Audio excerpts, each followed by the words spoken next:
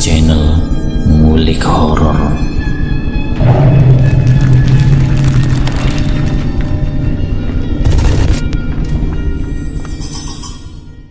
Assalamualaikum warahmatullahi wabarakatuh. Kembali lagi di channel Ngulik Horor. Channel ini menceritakan tentang kisah-kisah misteri. Kali ini saya akan melanjutkan kisah misteri yang berjudul Ritual Kasugihan, diperintah untuk menyetubuhi 41 gadis. Cerita ini ditulis oleh @ras140217. Kalian juga dapat mengunjungi tweet beliau langsung ya. Nanti link saya akan sediakan di kolom deskripsinya. Yuk, daripada kita lama-lama, langsung saja kita lanjutkan ceritanya. Elang membuka matanya, dan betapa kagetnya dia ketika melihat sang adik berada di hadapannya. "Ega," ucapnya berkali-kali seraya memeluk erat sang adik. "Kenapa abang ninggalin rumah? Semalaman aku mencari abang berjalan mutar-mutar hutan. Untung sekarang ketemu. Abang bikin khawatir tahu," sugut Ega. Elang terlihat seperti orang linglung. Ia menatap ke sekeliling tempat ia berada saat itu. "Aku mencari kamu, Gak. Kau tidak menyahut saat aku panggil. Aku khawatir terjadi sesuatu, makanya aku langsung pergi mencarimu," jawab elang. "Ah, yang benar bang. Aku sama sekali tidak mendengar kau memanggilku. Aku kira kau tidur. Taunya pas aku masuk, kau sudah tidak ada di dalam rumah," kata Ega. "Ya sudah bang, kita kembali ke peternakan. Sebentar lagi rumput akan datang," lanjutnya seraya membantu elang untuk berdiri. Singkatnya, ketika sampai di rumah, Ega langsung mengobati kaki elang dengan obat-obatan seadanya. Sekitar pukul 9, sebuah mobil pick-up putih yang dipenuhi dengan rumput-rumput segar datang. Kemudian seorang bapak dan seorang gadis tomboy keluar dari dalam. "Selamat pagi pak," sapa Ega ramah. "Pagi," jawab si bapak. Gadis yang mengenakan celana jeans panjang dengan jaket hitam lusuh serta ikat rambut yang acak-acakan itu sangat cantik dan manis sekali, tetapi lumayan cuek dan pelit senyum.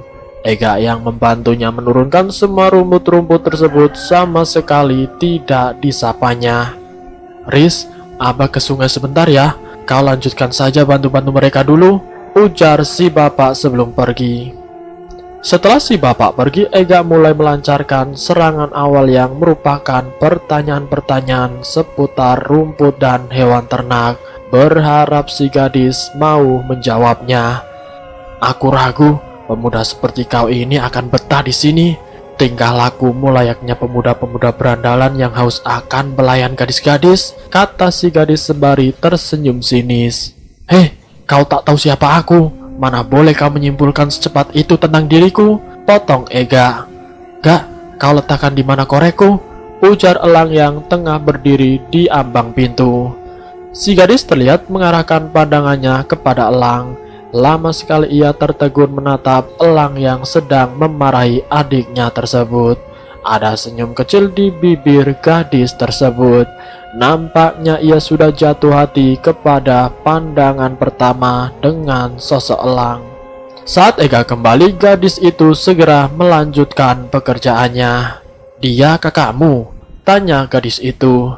"Ya," jawab Ega singkat. Setelah selesai menurunkan semua rumput-rumput dari pickup, si gadis mengeluarkan tangannya ke arah Ega.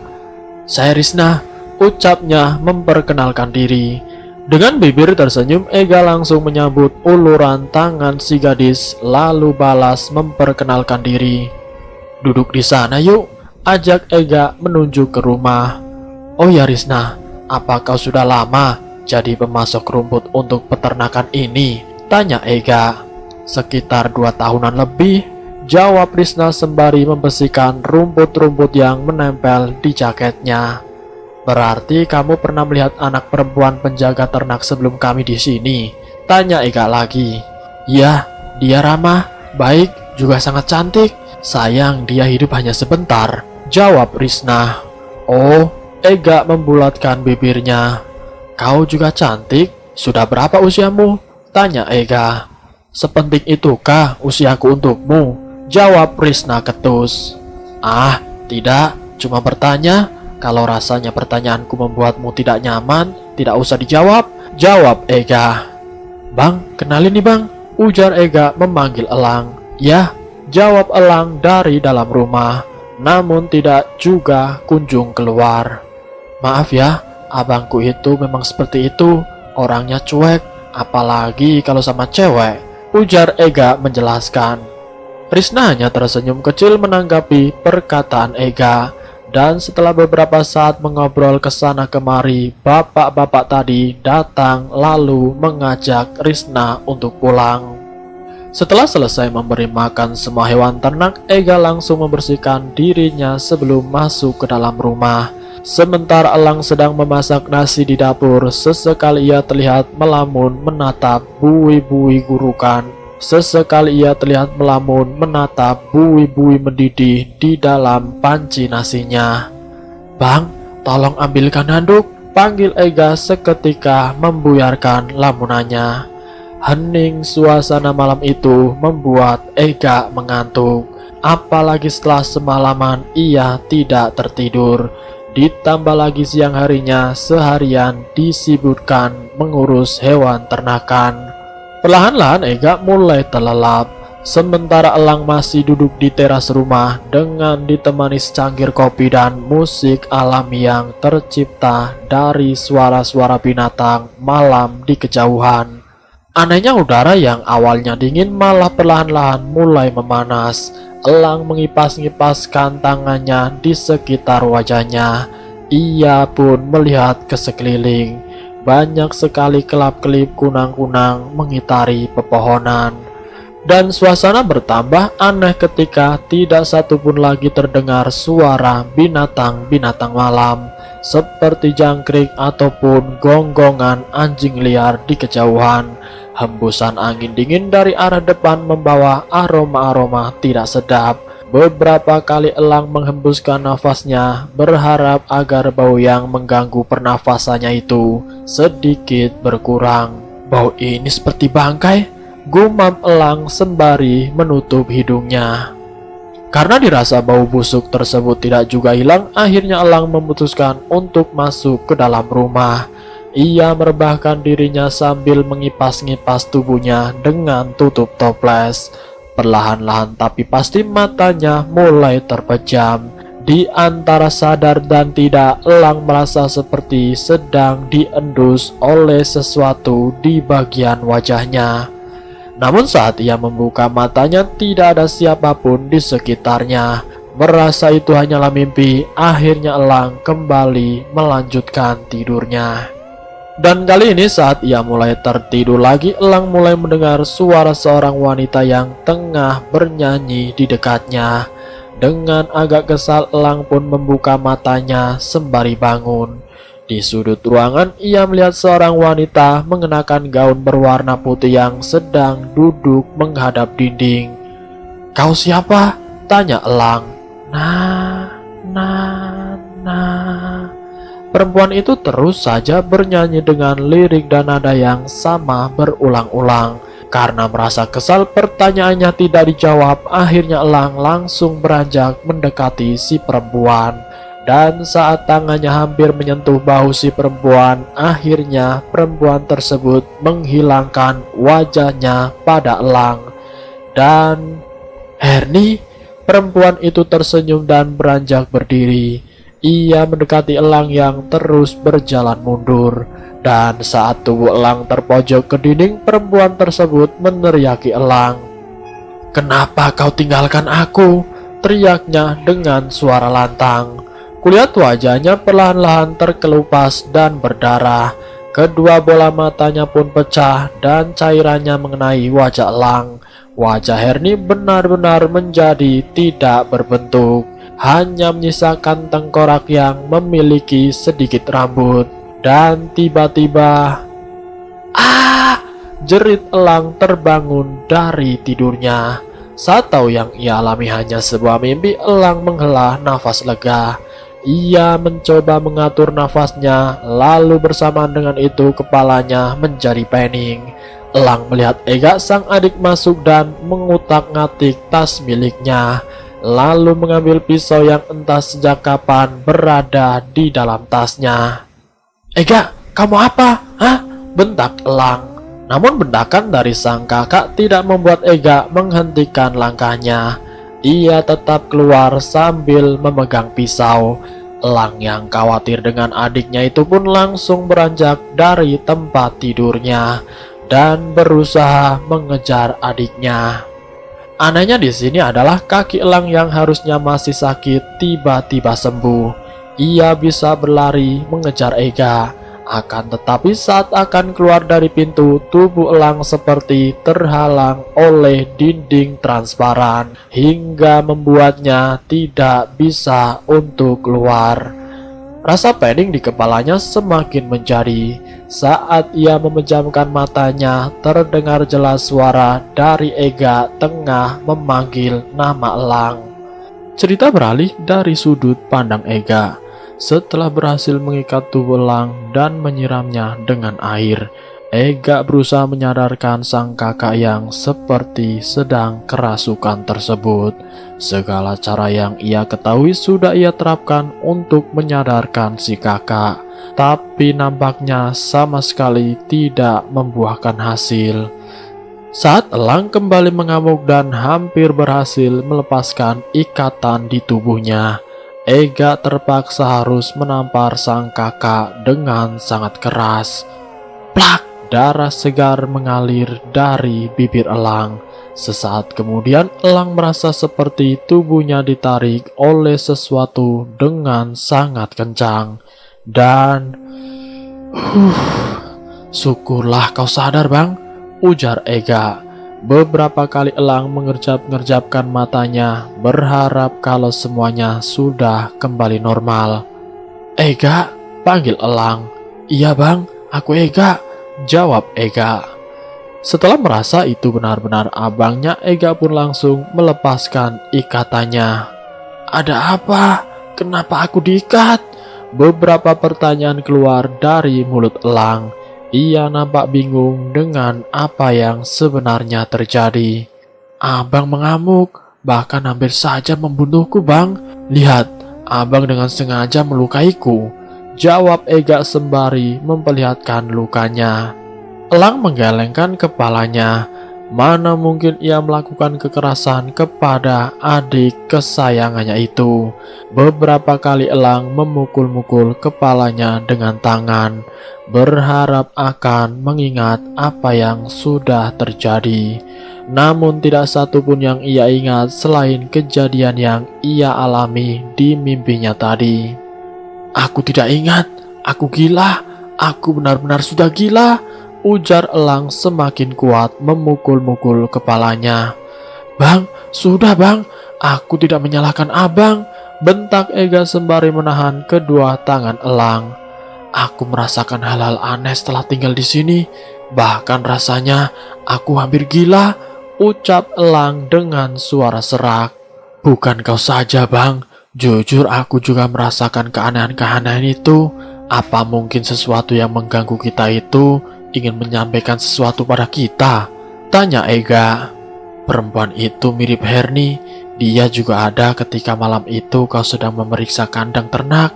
Tapi entahlah, apakah itu adalah sosok yang sama atau bukan? Aku tidak tahu," ucap Elang.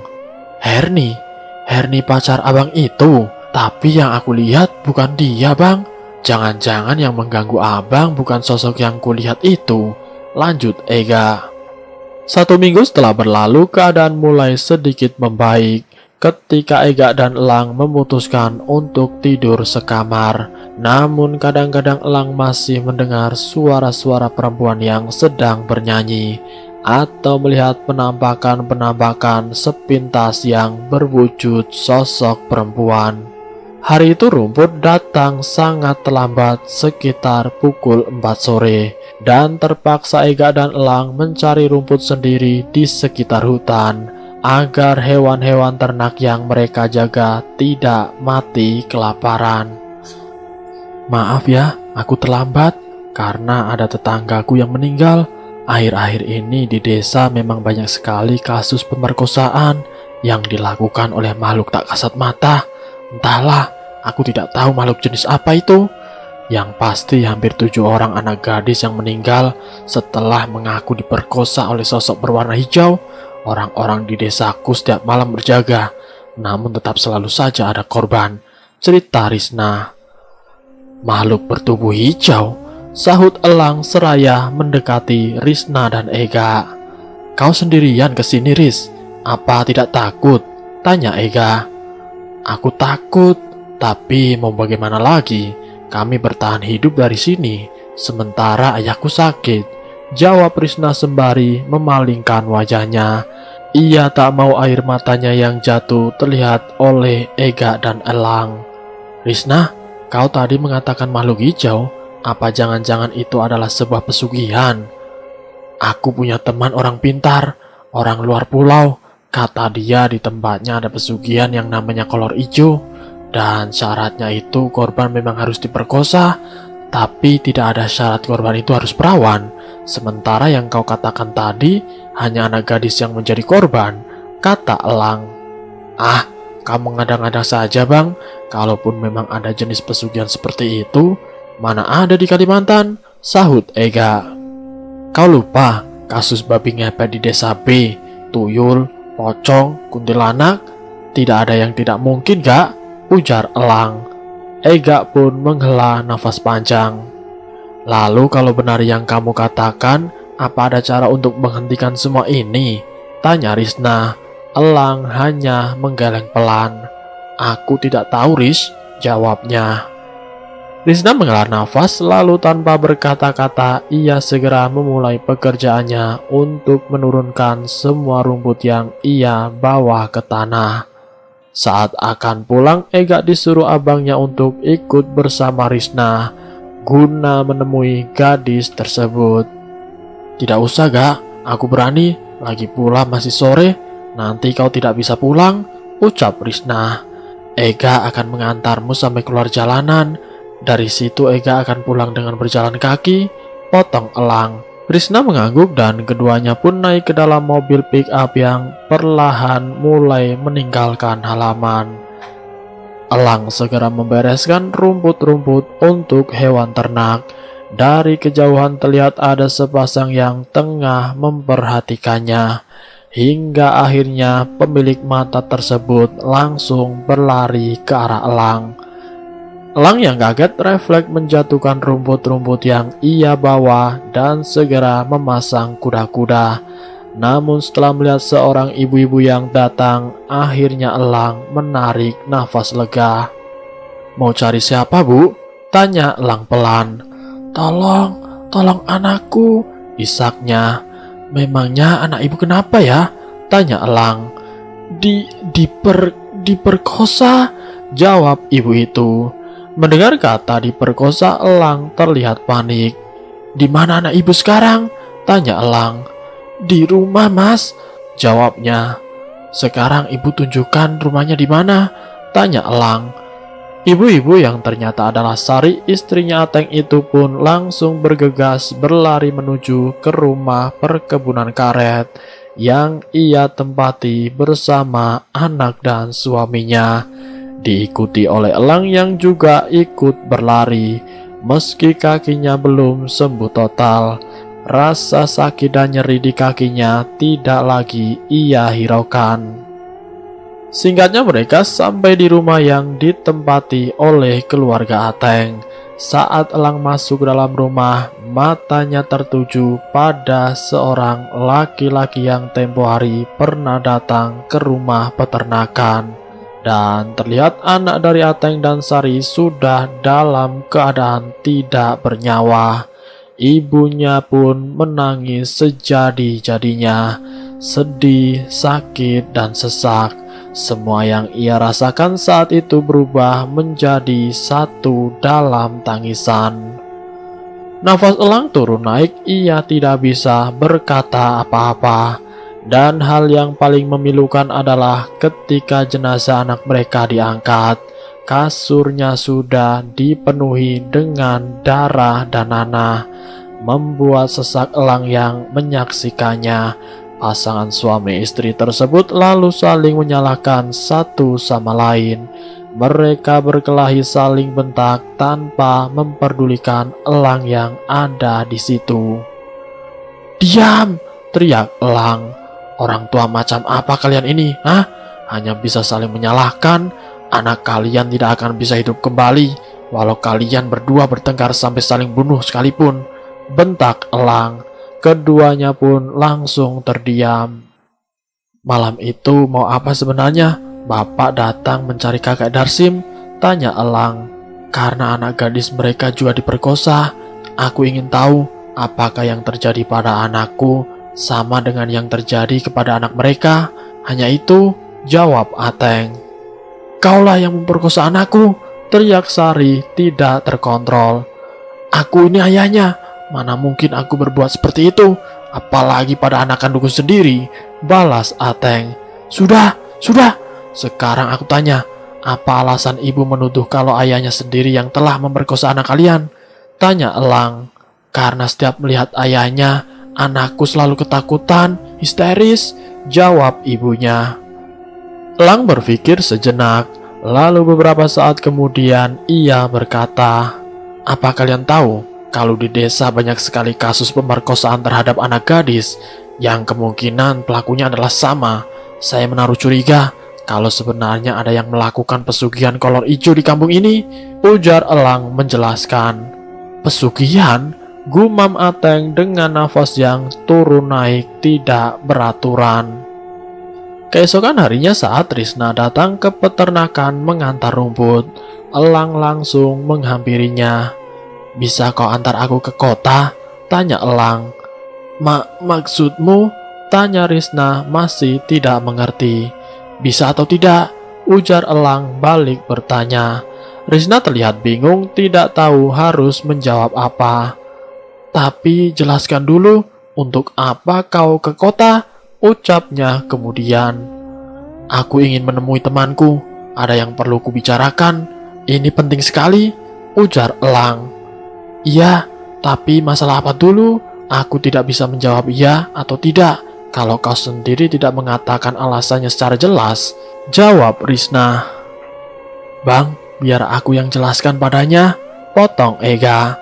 Sementara elang masuk ke dalam rumah untuk mengambil tas dan beberapa peralatan yang mungkin ia butuhkan saat di perjalanan. Beberapa saat kemudian ia keluar lagi. "Bang," panggil Ega. Elang pun mendekat. "Baiklah, aku akan mengantarmu. Tapi sebelum malam, kita sudah harus pulang. Karena kalau tidak orang tuaku pasti akan mencariku," kata Risna. "Kita izin dulu ke rumah. Karena aku tidak bisa menjanjikan kita pulang sebelum malam atau malah lewat tengah malam," ucap elang. "Aku pasti tidak akan diizinkan," potong Risna. "Kau adalah orang asing bagi kami. Kami mengenalmu hanya dari peternakan ini. Bagaimana mungkin orang tuaku akan mengizinkan aku pergi bersama denganmu? Apalagi dengan maraknya kasus pemerkosaan di sini. Sudah dapat kupastikan, aku tidak akan diizinkan," lanjut Risna. Elang menghela nafas panjang. Jarak dari desa ke kota terbilang sangat jauh. Apa mungkin mereka akan kembali sebelum malam? "Pergilah bang, aku bisa mengatasi masalah ini," ujar Ega. Elang pun memeluk adiknya. "Hati-hati Gak, jangan lupakan parangmu. Tetaplah waspada, jangan lengah," kata elang sebelum pergi. "Risna, kau saja yang menyetir. Nanti kutunjukkan jalannya," ujar elang pada Risna yang tengah menatapnya. Mobil pick-up tersebut pun perlahan-lahan mulai meninggalkan halaman, di mana Ega masih berdiri mematung menatap pick-up itu sampai benar-benar hilang dari pandangannya. Saat sampai di jalanan besar, Risna mengemudikan pick-up tersebut dengan sangat lincah, mendahului mobil-mobil lain yang satu arah dengan mereka.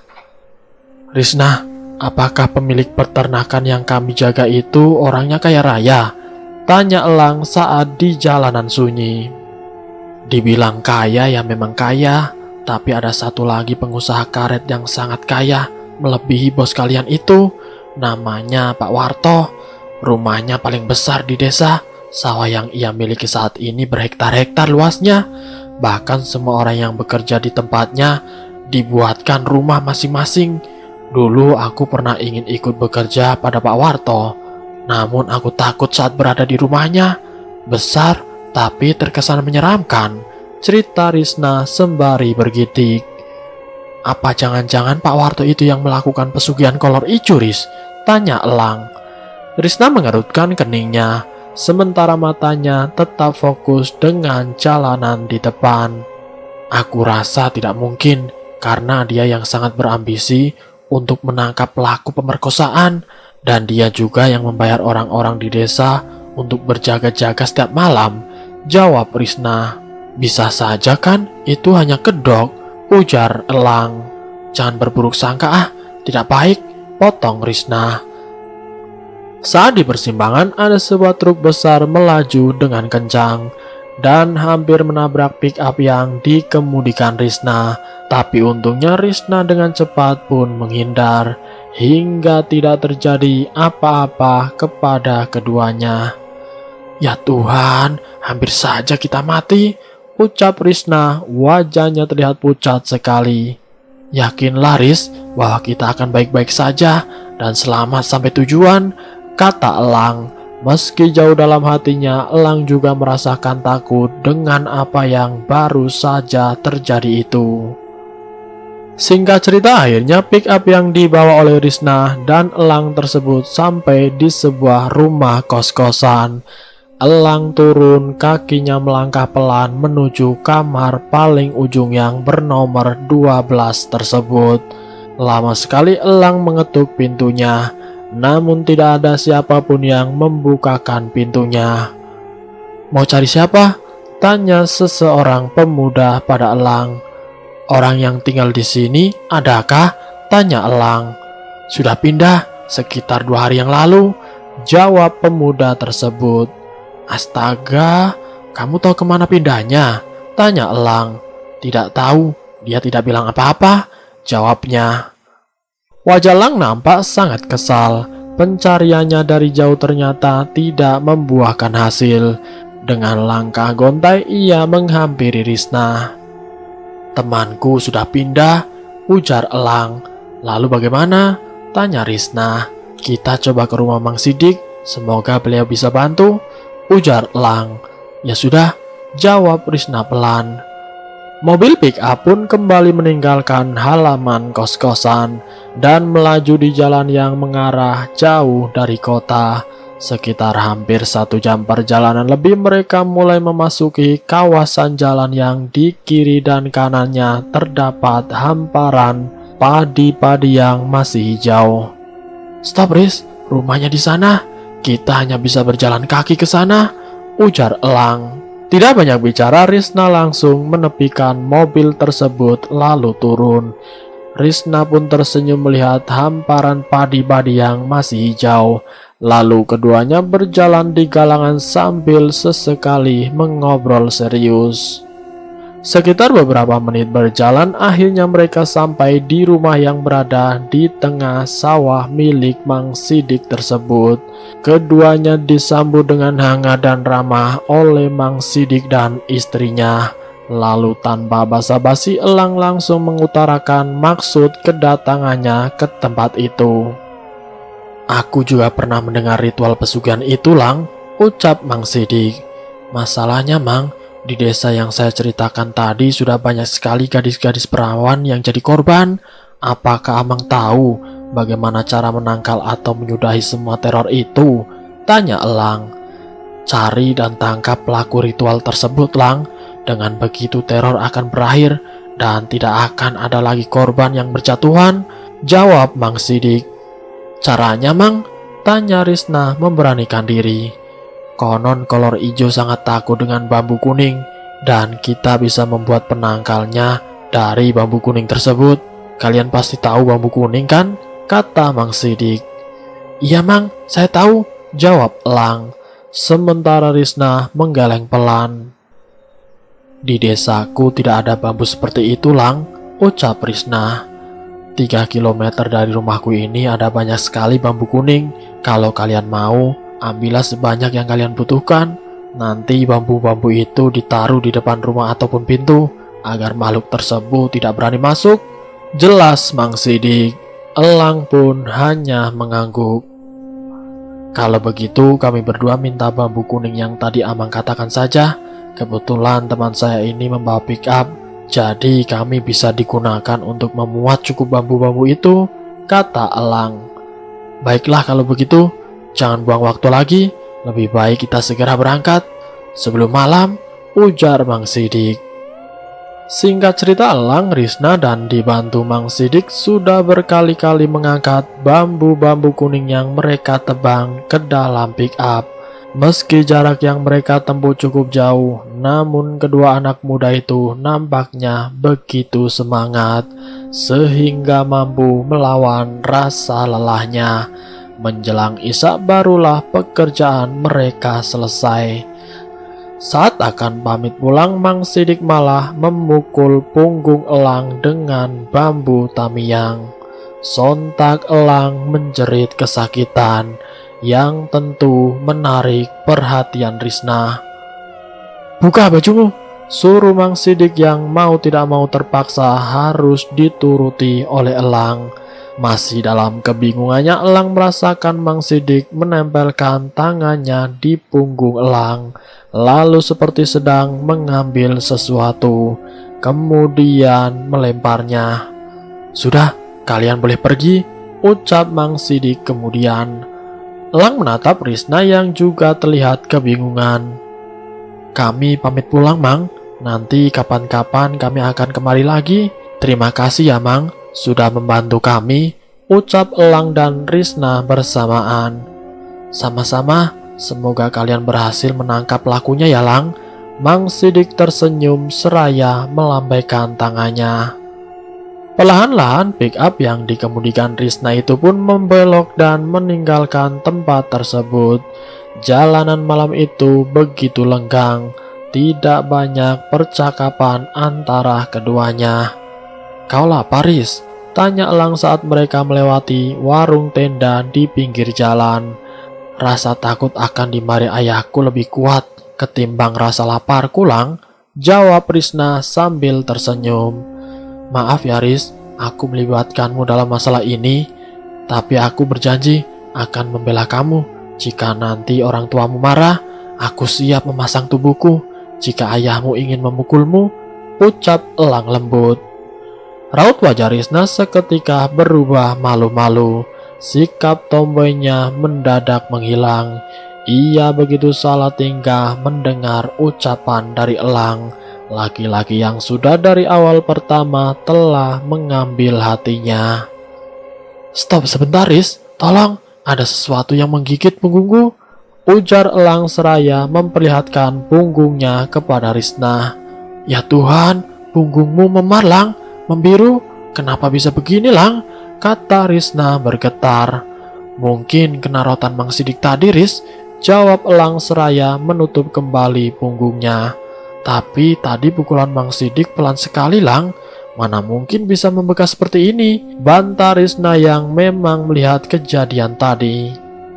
Elang tidak bisa berkata-kata. Apa yang dilihat Risna sangat jauh berbeda dengan yang Elang rasakan saat Mang Sidik memukulnya tadi. Rasanya seperti dipukul dengan kekuatan penuh.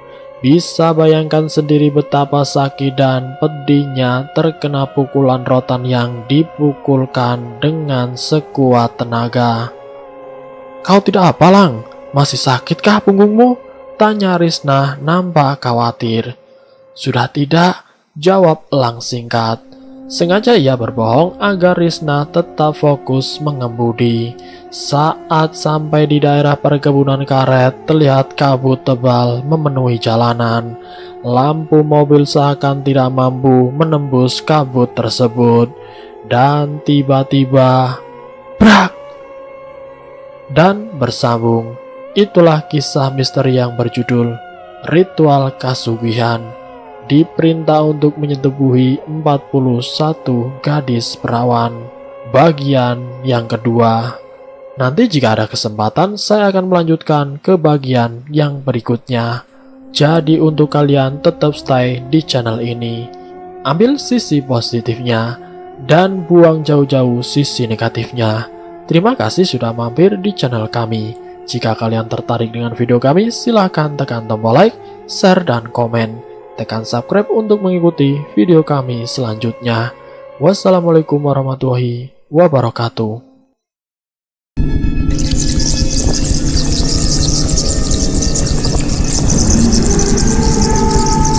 Selamat datang di channel Ngulik Horor.